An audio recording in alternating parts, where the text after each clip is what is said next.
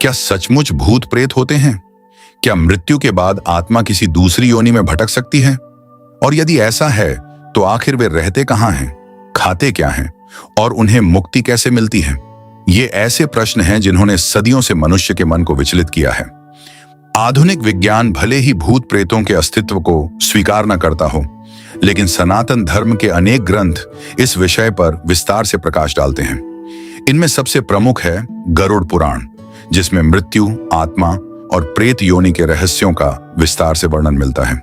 गरुड़ पुराण के प्रेत कल्प में एक ऐसी अद्भुत कथा वर्णित है जो न केवल प्रेतों के अस्तित्व पर प्रकाश डालती है, बल्कि यह भी बताती है कि किन कारणों से कोई आत्मा मृत्यु के बाद प्रेत योनि में भटकने के लिए विवश हो जाती है। एक बार पक्षीराज गरुड़ ने भगवान विष्णु से अत्यंत गंभीर प्रश्न पूछा। उन्होंने कहा, हे प्रभु, मनुष्य किन कर्मों के कारण मृत्यु के बाद प्रेत बनता है? प्रेत योनि में उसे कौन कौन से कष्ट सहने पड़ते हैं? वह क्या खाता है और उसे इस अवस्था से मुक्ति कैसे मिलती है? गरुड़ के इन प्रश्नों को सुनकर भगवान विष्णु मुस्कुराए और बोले, हे गरुड़, तुम्हारा प्रश्न अत्यंत महत्वपूर्ण है।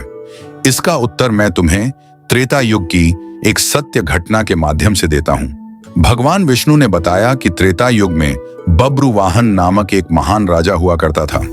वह अत्यंत धर्मात्मा, न्यायप्रिय और प्रजा का हित चाहने वाला शासक था। उसकी ख्याति दूर दूर तक फैली हुई थी। वह न केवल युद्ध कला में निपुण था, बल्कि धर्म और दान पुण्य में भी उसकी गहरी आस्था थी। एक दिन राजा बब्रुवाहन शिकार के लिए अपने सैनिकों के साथ घने वन में गया। शिकार का पीछा करते करते वह अपने साथियों से बिछड़ गया और जंगल के भीतर बहुत दूर निकल गया। दोपहर का समय था। सूर्य की तपती किरणें धरती को झुलसा रही थीं। राजा भूख और प्यास से व्याकुल हो चुका था। काफी देर भटकने के बाद उसे जंगल के बीचों बीच एक शांत सरोवर दिखाई दिया। सरोवर का निर्मल जल देखकर राजा ने राहत की सांस ली। उसने पहले जल पिया, फिर स्नान किया और पास ही एक विशाल वृक्ष की छाया में बैठकर विश्राम करने लगा। लेकिन उसे क्या पता था कि अगले ही क्षण उसके सामने ऐसा दृश्य आने वाला है जो उसके जीवन की दिशा बदल देगा। अचानक वातावरण में एक अजीब सन्नाटा छा गया। पेड़ों की शाखाएं हिलना बंद हो गईं, पक्षियों का कलरव थम गया।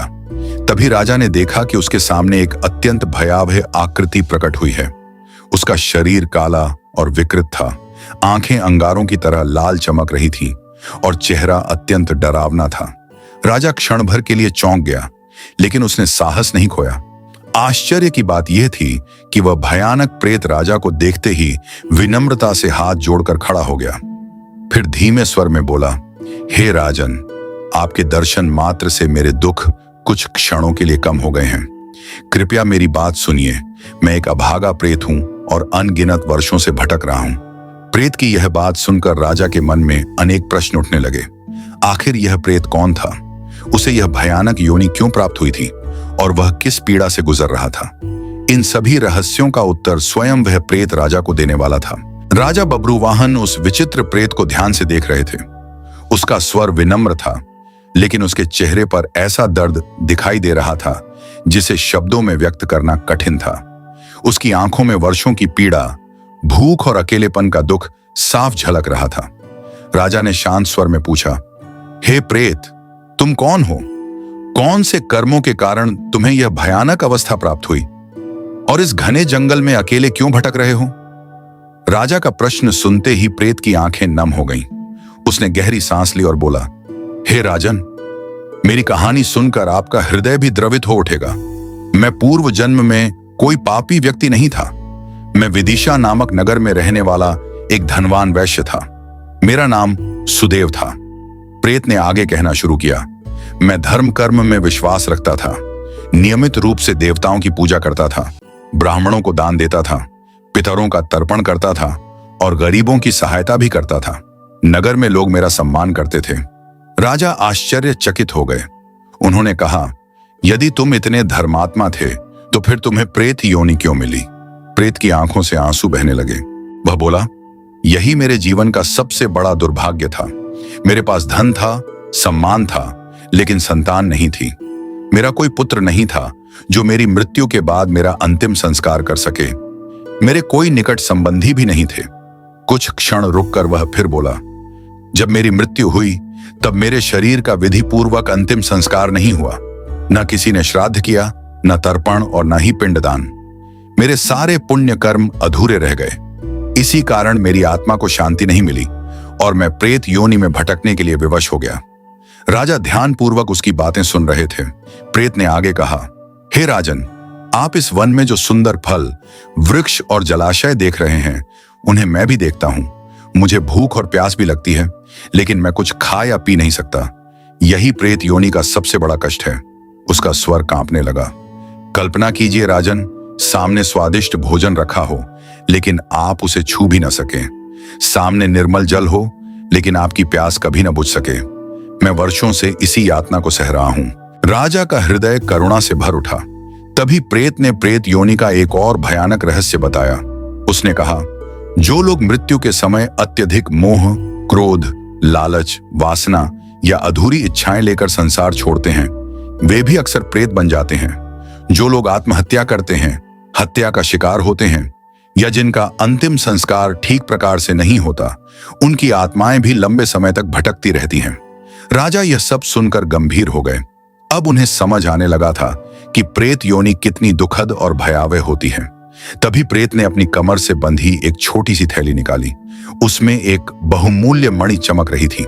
उसने वह मणि राजा की ओर बढ़ाते हुए कहा, हे धर्मात्मा राजन, यदि आप सचमुच मुझ पर दया करना चाहते हैं तो इस मणि को स्वीकार कीजिए और इसके मूल्य से मेरा विधिपूर्वक श्राद्ध, तर्पण और पिंडदान कराइए। केवल यही एक उपाय है जो मुझे इस असहनीय प्रेत योनि से मुक्त कर सकता है। राजा ने मणि को देखा और फिर उस दुखी प्रेत की ओर देखा। उन्होंने मन ही मन निश्चय कर लिया कि वे इस अभागी आत्मा की सहायता अवश्य करेंगे। लेतिम भाग में मिलेगा। राजा बब्रुवाहन उस दुखी प्रेत की व्यथा सुनकर अत्यंत भावुक हो गए। उन्होंने महसूस किया कि प्रेत योनि का कष्ट किसी भी सांसारिक दुख से कहीं अधिक भयानक होता है। भूख लगना लेकिन भोजन न कर पाना, प्यास लगना लेकिन जल की एक बूंद भी न पी पाना, अपने प्रियजनों को देखना लेकिन उनसे संपर्क न कर पाना, यह वास्तव में एक असहनीय यातना थी। राजा ने उस प्रेत से कहा, हे सुदेव, तुम चिंता मत करो, मैं तुम्हें इस दुखद अवस्था से मुक्त कराने का पूरा प्रयास करूंगा। राजा के यह शब्द सुनते ही प्रेत की आंखों में आशा की एक नई किरण चमक उठी।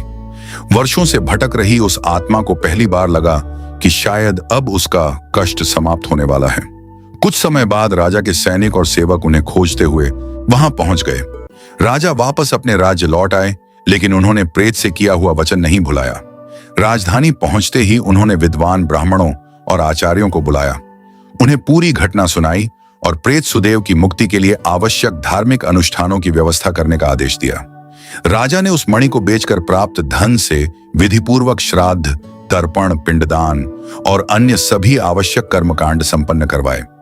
ब्राह्मणों को भोजन कराया गया, दान दक्षिणा दी गई और सुदेव की आत्मा की शांति के लिए विशेष प्रार्थनाएं की गईं। जैसे ही अंतिम अनुष्ठान पूरा हुआ, एक अद्भुत चमत्कार घटित हुआ। कहते हैं कि उसी क्षण प्रेत योनि में भटक रही सुदेव की आत्मा के सभी बंधन टूट गए। उसका विकृत और भयावह स्वरूप समाप्त हो गया। उसके स्थान पर एक दिव्य, तेजस्वी और प्रकाशमान देह प्रकट हुई। उसके शरीर से सूर्य के समान तेज निकल रहा था। उसके चेहरे पर वर्षों बाद शांति और संतोष दिखाई दे रहा था। वह दिव्य पुरुष तुरंत राजा बब्रुवाहन के सामने प्रकट हुआ और हाथ जोड़कर बोला, हे राजन, आपने मुझ पर महान उपकार किया है। आपकी करुणा और धर्मपरायणता के कारण आज मुझे प्रेत योनि के भयंकर कष्टों से मुक्ति मिल गई है। मैं जीवन भर आपका आभारी रहूंगा। राजा ने विनम्रता से कहा, यह सब भगवान की कृपा और धर्म की शक्ति का परिणाम है। सुदेव ने राजा को आशीर्वाद दिया और कहा, जो मनुष्य अपने पितरों का श्राद्ध, तर्पण और स्मरण करता है, उसके पितर सदैव प्रसन्न रहते हैं। लेकिन जो लोग अपने पूर्वजों को भूल जाते हैं, वे स्वयं भी अनेक प्रकार की बाधाओं और कष्टों का सामना करते हैं। इतना कहकर वह दिव्य आत्मा स्वर्ग की ओर प्रस्थान कर गई। भगवान विष्णु ने यह कथा सुनाकर गरुड़ जी से कहा, हे पक्षीराज, यही कारण है कि सनातन धर्म में श्राद्ध, तर्पण और पिंडदान का इतना महत्व बताया गया है। ये केवल कर्मकांड नहीं है, बल्कि उन आत्माओं के प्रति हमारी कृतज्ञता और कर्तव्य का प्रतीक है, जिन्होंने हमें यह जीवन दिया है। इस कथा से हमें यह शिक्षा मिलती है कि मृत्यु अंत नहीं है। आत्मा अपनी यात्रा जारी रखती है इसलिए हमें अपने जीवन में सत्कर्म करने चाहिए, धर्म का पालन करना चाहिए और अपने पितरों का सम्मान कभी नहीं भूलना चाहिए। यही मार्ग आत्मा को शांति और मोक्ष की ओर ले जाता है। जय श्री नारायण।